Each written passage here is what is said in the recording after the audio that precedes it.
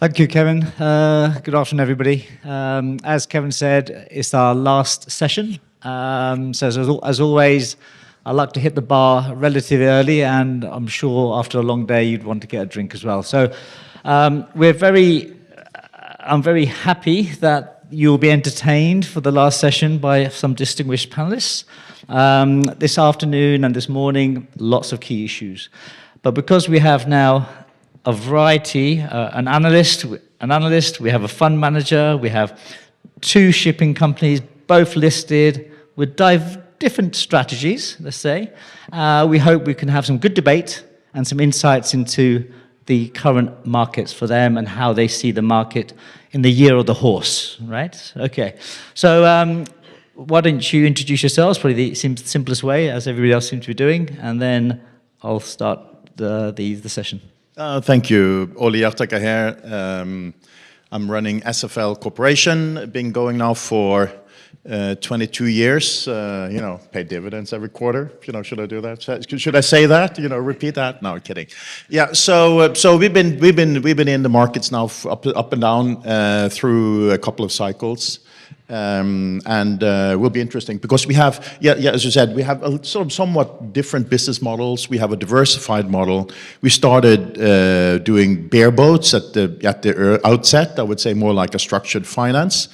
Realize that's a dead end, through the cycles. That's how you go bankrupt over time.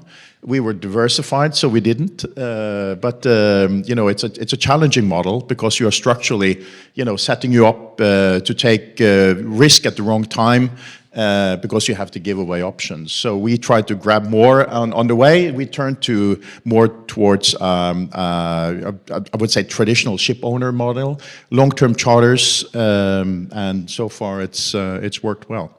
But it's interesting to hear with the other on the panel here. I would say generally overriding, you say markets are pretty strong. Usually when you go to conferences, there's always someone who is, about to go bankrupt.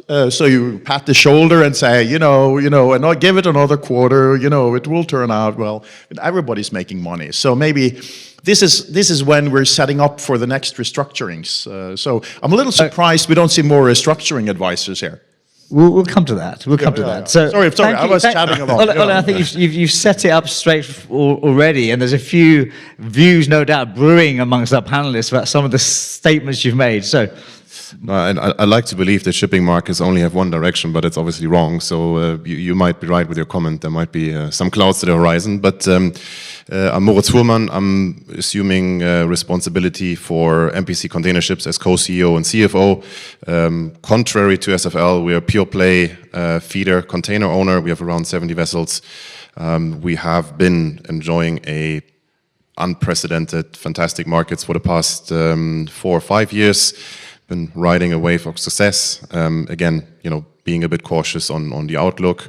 But so far, we've been enjoying a fantastic market and have been reshaping the company to a certain extent. From 2017 was the year of foundation, picking up the old dogs from the KG market, and now been heavily investing into fleet renewal and quality assets in our fleet.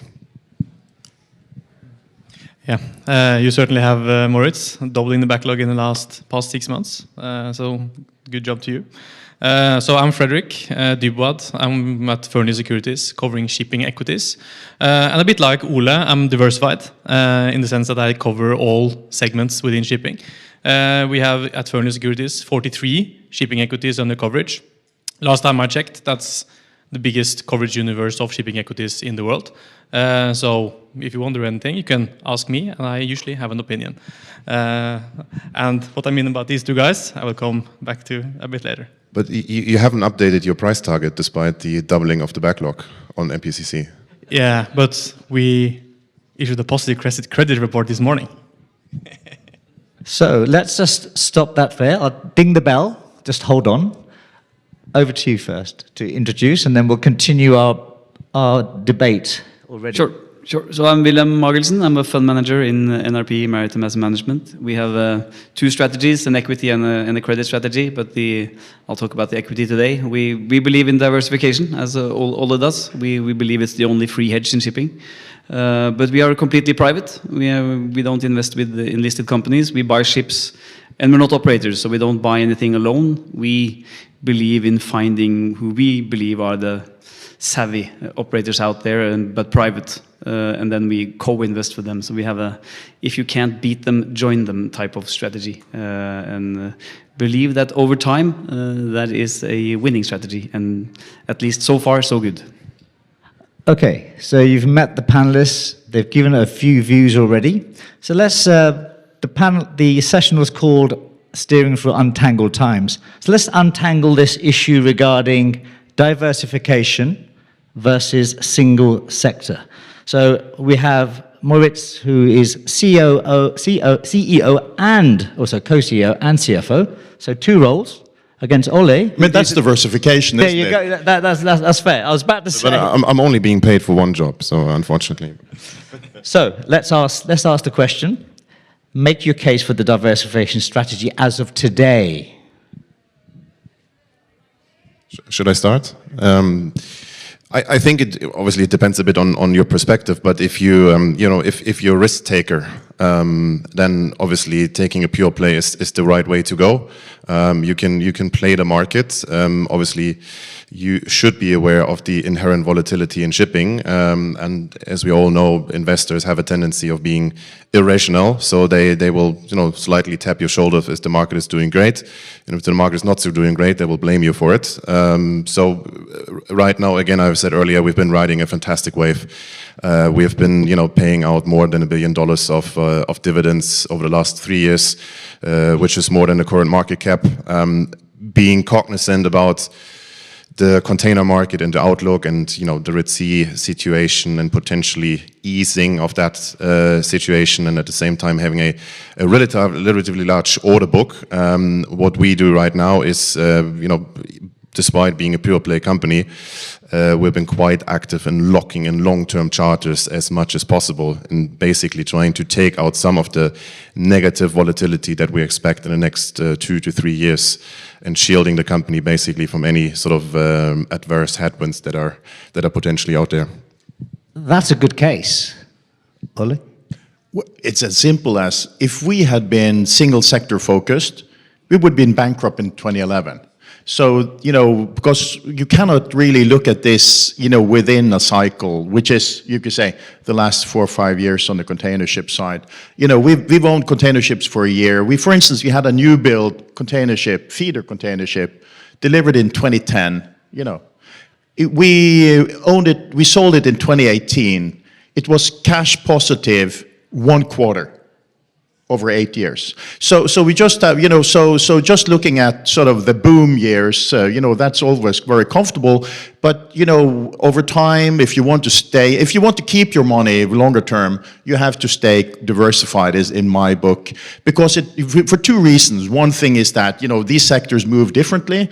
But also because that is a way for you to stay a little, maybe not educated, but at least aware of where are the different sectors in their cycles, what is the dynamics in the different subsectors, and also the problem with some, call it business models, where you are focused on one segment only, you just have to keep money at work there. So you are in a way structurally forced to keep investing when you shouldn't invest, when you should invest in something else instead. So that's the balance, and that's what we've tried to play. So we started as a tanker owner, then we had more offshore assets, then we got more container ships, then we have more car carriers, now we've done more on the tanker side. This is sort of a dynamic process that goes over time. I'm 100% convinced, because I lived through it, that that is the place to be. I mean, there's only one person who could really answer this now. We have an independent analyst here. So which way would you go? It's hard to say. I think the picture is a bit nuanced. On the diversification platform, SFL runs a bit different than the other type of companies that have a diversified platform. Historically, diversified platform have not been rewarded on the stock exchanges, but I believe that SFL has a track record to show for that. They have been rewarded with a very historically tight pricing of the equity.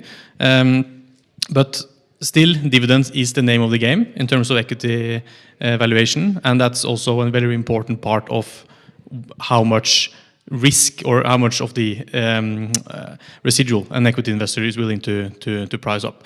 But in going back to the initial question, I think that you have also been investing heavily in containers lately, so obviously you see much of the same as Moritz sees.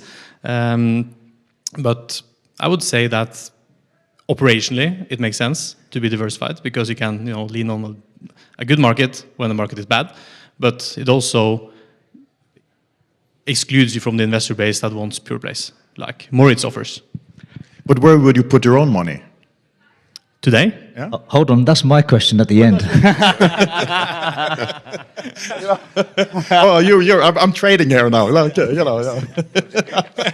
Okay, so we'll hold on to that thought. So you have some time, Fredrik, to answer that question relative to the context. So let's shift to the far right as you see our panelists here. So in the diversification plane, you've got two strategies, right? You have the debt and credit. So maybe you can just discuss where you fit now. Are you more towards debt, or are you to credit, or what are you focusing on?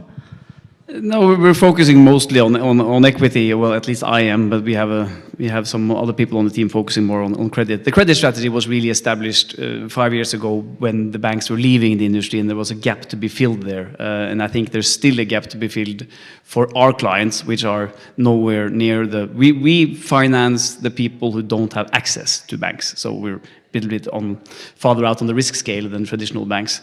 But there again, because we are asset financiers, diversification works, because in shipping, the key to succeed in shipping is to have enough time until you get lucky.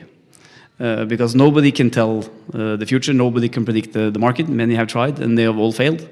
So if you have different legs, you have a better chance to get lucky slightly more often, and the more often you get slightly lucky, the more time you have.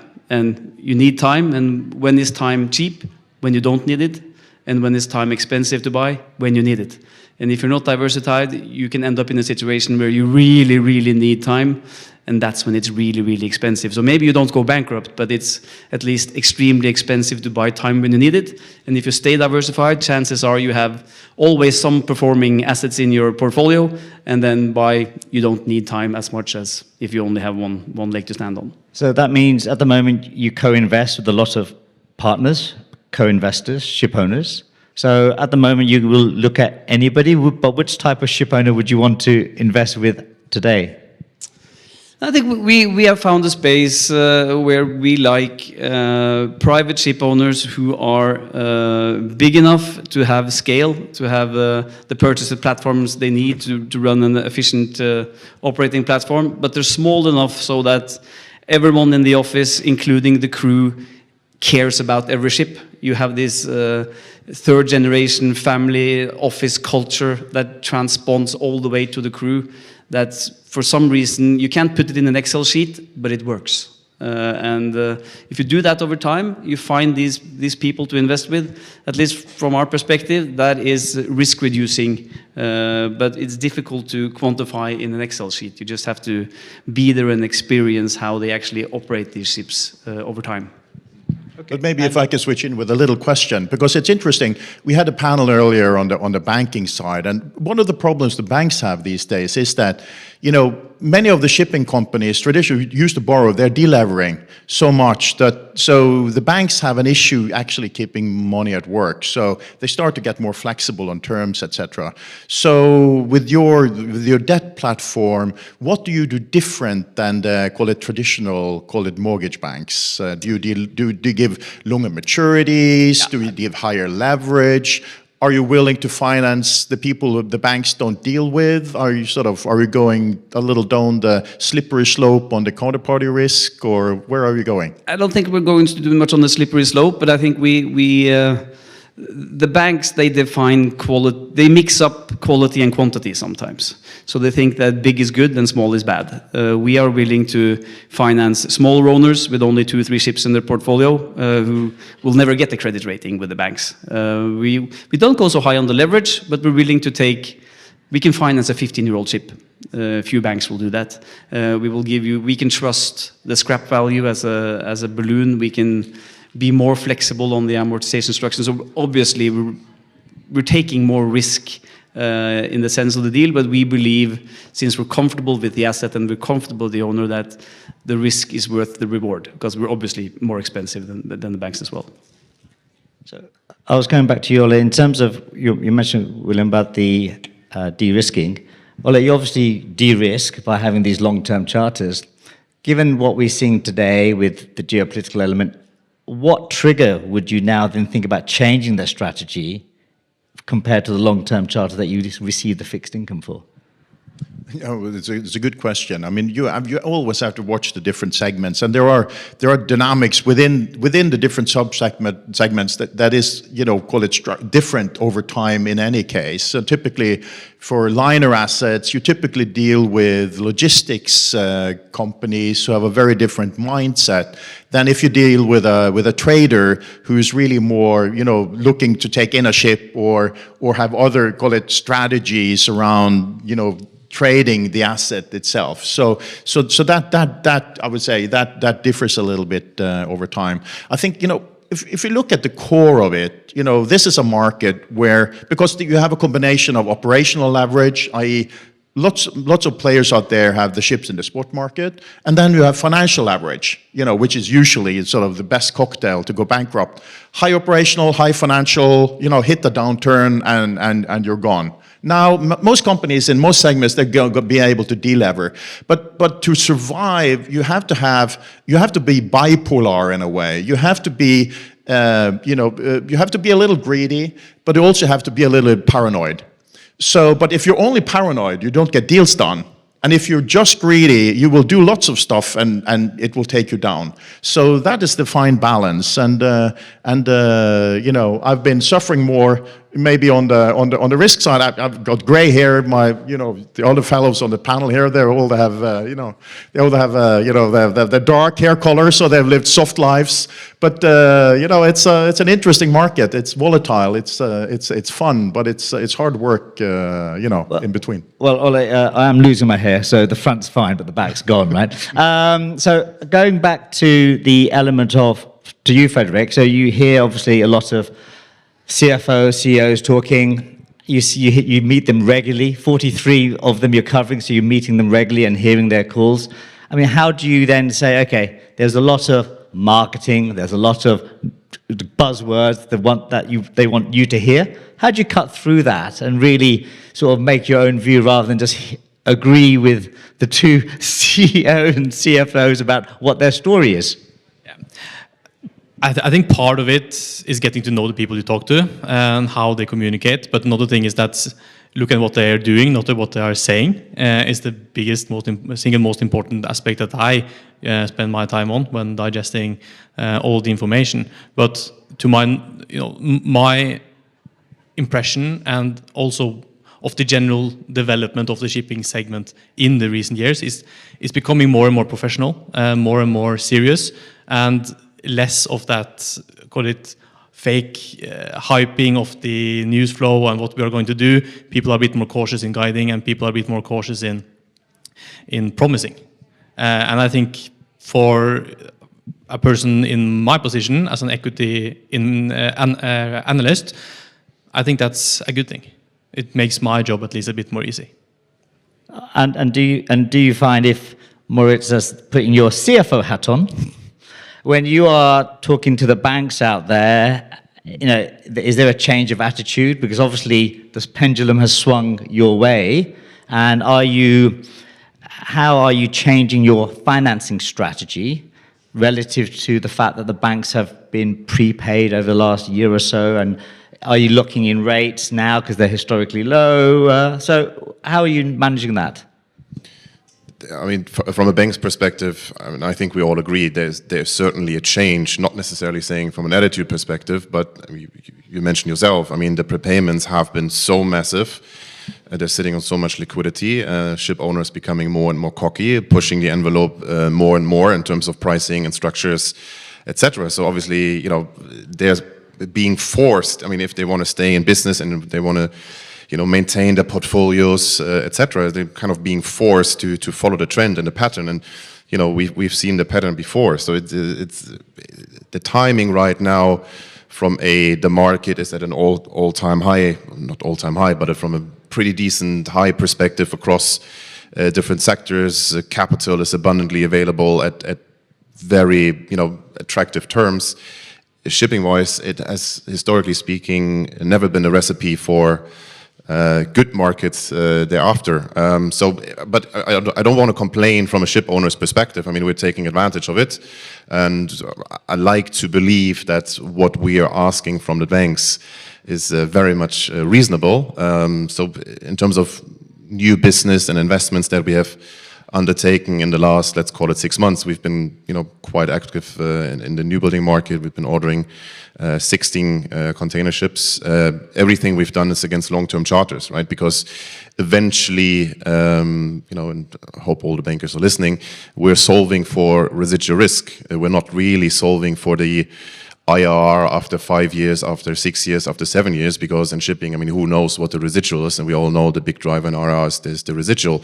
We're solving for the break even after the charter expiration, and if we feel comfortable with that number from an historical perspective, then we think it's a good investment, because if we can sustain a whatever period of dire markets, we all know what shipping does at some point in the future, it will go off the charts, it will go through the roof. And we just want to make sure to keep a certain scale of fleet throughout a period that might be a bit more challenging, and then, come out at the right point in time with 60, 70 ships and, reap the benefits as we have done in 21, 22, at least from a container market perspective. So I wouldn't say attitude has changed. Banks are being forced to follow the pack a bit, and terms have gotten incredibly attractive pricing wise, and covenants has been becoming a bit more loose. I think it's not really comparable to what we have seen pre-Lehman, but it certainly it's getting very attractive from a ship owner's perspective. Can I just add to that? Please. Because it's quite interesting. If you look at the panel here, both MPC and NRP, they're really KG shops originally. That's, we talk about Lehman. I mean, you were spinning deals, MPC, they were, or I would say the German KG market, there was 6.25. That was the fee they were generating off the deals. They had fees when they bought ships, fees when they chartered ships, fees when they financed ships, fees when they saw, it was just a phenomenal fee machine. And the same with NRP also originally started as a Norwegian KG or KS in the Norwegian market. Same thing, we're doing projects, got finance, blah, blah, blah. But then, you have basically transformed the business models, and become very successful in each different way. You moved towards the ship owning, more as a traditional listed owner, while you went more for structured finance and more private type structures. So you basically morphed from basically what was a fee machines to something else. And on that side, I have invested, from time to time in some of the KG or KG-ish projects. And you can say, one interesting factor there is that when you look at it afterwards and you say, okay, what's the money I put in? What's the return, actual cash on cash over time? And you say, well, I put it into a KG and it was great, good returns. If I bought a listed company, it would have been better. But I might have sold on the way because you were locked in. You were locked in when you do the KG, versus when you buy a liquid stock like yours, you can buy and sell every day. So you are, in a way, in the KG structure, you were forced to stay in. Well, now people can sell. Well, there's a secondary market for KG funds, but it's as illiquid as it can get. There's a few and lots of fees to do it. There's a few German ship owners that read the signs at the right point in time and started buying the secondary market and made a huge profit in 2020 and 21 to the detriment of the old KG investors. But it's true. I mean, that has been the past, and I think the only thing we're sharing with the old world is the name. I mean, I think I'm just I think I know you're teasing a bit, and that's perfectly fine. But just to make the point, I mean, we're certainly far away from being a fee machine, especially relatively speaking to some of the other public listed companies out there. I think we are as arm's length as it can get. Be cognizant about our own history. We have changed, I think, in the attitude quite a bit. But the key to being successful is to make a lot of mistakes. You know, make a lot of mistakes and make them early in your career, because then you can learn a lot from them afterwards. And the lucky thing now, because Even better if you can have someone else pay for it. yeah, exactly. But now we have 50 ships and they're all out sailing, and we can panic as well. But then you look at the map. Where are your ships? Oh, everyone's mid-sea. I can't do anything stupid for the next 30 days. Chances are you will do something stupid if you have the opportunity to do that. So the less stupid things you can do, the better your portfolio will perform. So that's a lesson for you. So how far is the stupid mistake? How far ahead do you have to look? So when you're doing your analysis, Fredrik, and you said, Wilhelm, your investment horizon, how far are you looking when you are positioning your names and yourself with your investors? How far ahead are you targeting the returns for? Because we had Adam and Alex talk about signs on the data, 1 year, 3 year, 5 year. So how far ahead do you guys look? I think we try just to structure any deal so that we have enough time that we need. And typically our funds are 7 years, so you need at least 7 years. And then you can be opportunistic when you sell. I think on average, we own our ships 3.8 years, I think it is. But we always plan to own them for 15. And then you can be opportunistic as you go. But plan for eternity and be able to be quick on your feet when you exit. And don't try to grab the last dollar, because then you will have to take the ride all the way down, and that's a painful ride. Yeah, and Fredrik, yeah. from my perspective, I'm in this perspective of these guys, I'm very short term, because my recommendations is basis 1 year ahead. And even more annoyingly for these guys, the investors I talk to, they are 1 quarter ahead. So the investors I talk to always talk about what's happening this quarter, what's happening next quarter. I was, just in a meeting with the client, and was asking me what I believe in the medium term. I was starting to think about the next 3 to 6 months, but he was actually talking about the next 5 years. So I think that's the biggest difference between how I and my investors look at things and how these guys look at things. But shouldn't that be then? Yeah. Yeah. So shouldn't that be then? If you look at your shareholders, are there a different mix, Moritz? I mean, that's the key, right? If you've got pension funds, they're looking long term. If you've got retail investors who are looking for, say, single sector stocks, then you're looking at Moritz. So where is your shareholder base, and how do you cover for that? Yeah, that's a bit of a clash that we're facing. Not since yesterday. So you have the analyst with the 1 year view. We are by far the biggest retail stock, I think, in Norway. We have around 50,000 investors, and retail investors have a tendency of being maybe a bit more short-term than big institutional investors.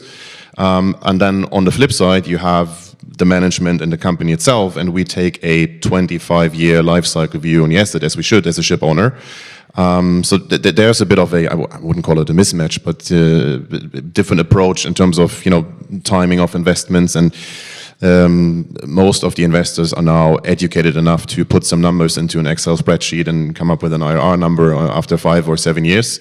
But I mentioned before, that's not the way we look at shipping, because the volatility in shipping is so crazy. It's impossible to sort of pick a number and say that's the number I strongly believe in the next 5 years, or whether it's in 5 years or 6 or 7 years or 8 years. Who knows? Again, we're solving for making sure that from a balance sheet perspective and an asset break-even perspective, we are comfortable enough to sail through whatever period is out there, and then when the market rips, then we're there. I mean, that's a bit the view, and sort of to bring across that narrative to most of the investors is at times not that easy. We have, I think we've been very generous in returning capital to shareholders. So we had a certain dividend policy that we have adjusted last year. That was not an easy discussion to have with investors, but we believed it's certainly the right thing to do, to retain a bit more capital on the balance sheet, to be able to renew the fleet and to position ourselves for the next cycle, right? Because at the time when we changed the policy, I think the average age of the fleet was 15, 16 years.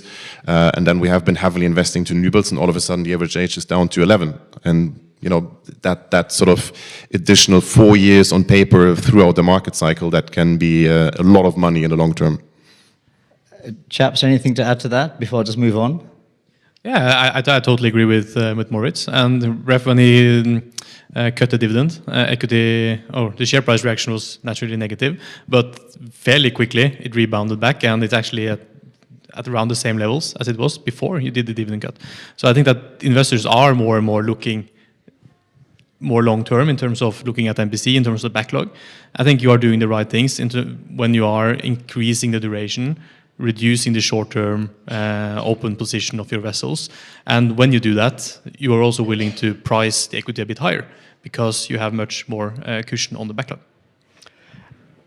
Moritz, you mentioned the Lehman Brothers, and I was a shipping banker with RBS for about 20 odd years, and nobody saw it coming, right? Those who remember the new paradigm and so forth. So the question now is, what is going to change?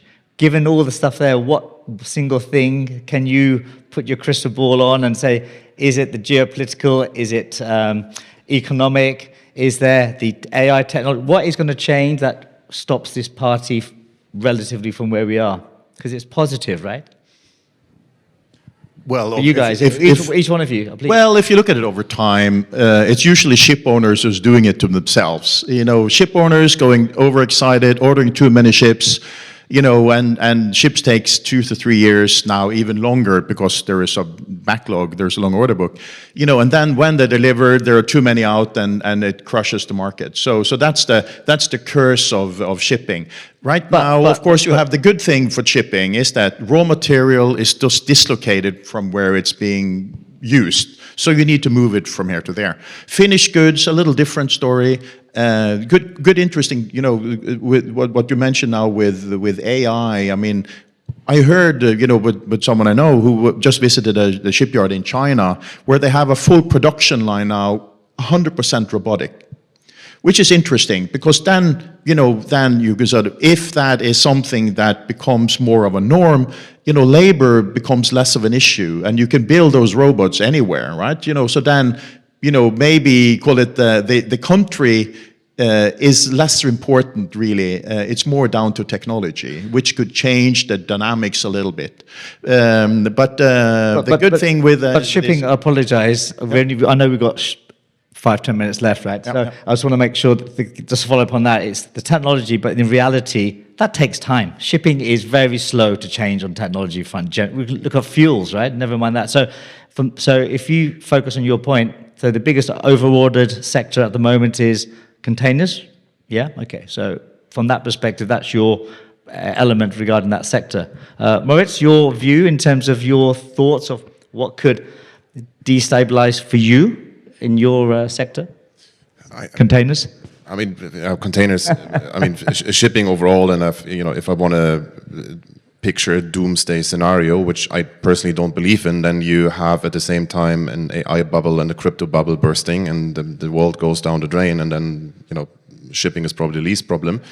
From a container perspective, I think it's pretty clear. It's the reopening of the Red Sea, because that has, been tremendously helpful for the container trade. We're talking about, based on our numbers, 11 to 12% incremental demand that would be taken out of the market. There is mixed messages from the big liners this week. Some say yes, some say no.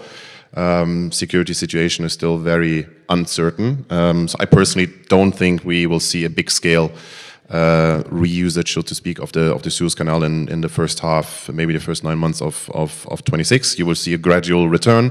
It will take time, but it will certainly have a negative impact on rates and asset values. And again, being cognizant about that, we try to take as much coverage as possible. And on the investment side, we take 10-year time charters to sort of shield ourselves again from that sort of negative implication driven by the Suez Canal situation. Okay, thank you for that. Fredrik, just hold on, because I want you to come to last on this point.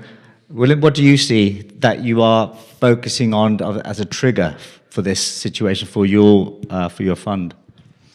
I don't think we look at any particular triggers, but I think if you look back the last 50 years, what's different now is that from the mid-70s till the early 2000s, it was OECD countries driving the demand locomotive for shipping. They were driving the growth, and from 2003-4 until 2020, it was China. And I think the next decade it's going to be Southeast Asia, ex-China, Africa, and Latin America, and to a certain amount the Middle East. E.g., it's going to be the rest of the world that's going to be the demand locomotive, and that's more geographically widespread than it's been in the past, and it's different cultures, but I think these economies are growing fast, not to mention India. So demand for shipping is going to grow tremendously the next 10 years, but where and how is difficult to say, but the beauty of shipping is that most of the cargoes are need to have cargoes. It's not nice to have, it's need to have. So these are going to move from A to B regardless of what happens, and that's why disruption is good for shipping, because sometimes they have to go via C or D even, but it's going from A to B, and that's going to continue to be the case. Okay. Yeah, and that's why shipping assets is better than offshore assets, right, Ole? Naughty. Do you want to expand on that, or do you want to keep it to yourselves? I Oh, it's just, I know. you always get utilization, and reverting back to your question that you want me to answer at the end of the conversation. Let's do that. So we're close to. We've got a few minutes left. So, Yeah. Fredrik, as an analyst, you cover 43 stocks. Give me two which you are putting your own money in. MPC and SFL. You got a drink in the bar, right? Is that what you're doing? Yeah, but we at the beginning of every year we issue a big report, comprehensive shipping report, which is called New Year's Special. This year it was 120 pages long, comprehensive walkthrough of every single market and comparing that to the equity valuations. We had dry bulk equities as our topic sector-wise for 2026, and I stick with that.